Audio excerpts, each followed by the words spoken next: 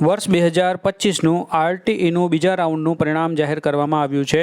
જેમને પ્રથમ રાઉન્ડમાં પ્રવેશ મળ્યો નથી તે તમામ અરજદારોએ પોતાની અરજીની સ્થિતિ પહેલાં તપાસી લેવી જોઈએ. આરટીઈની ઓફિશિયલ વેબસાઇટ ખોલવાની છે, જેની લિંક મેં ડિસ્ક્રિપ્શન બોક્સમાં આપેલી છે. અહીં તમે બીજા રાઉન્ડનું પરિણામનો મેસેજ જોઈ શકો છો.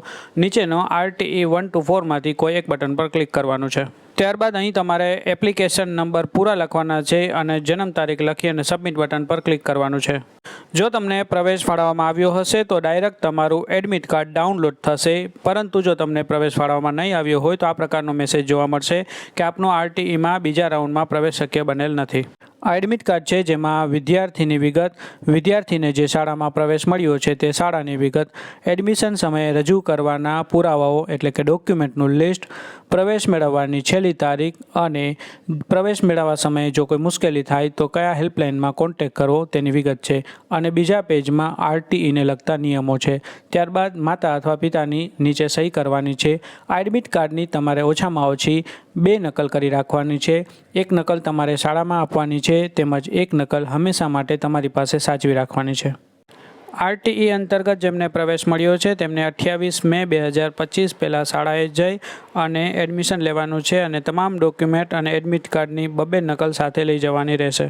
તે શાળામાં તમારે એડમિશનનું ફોર્મ ભરવાનું છે.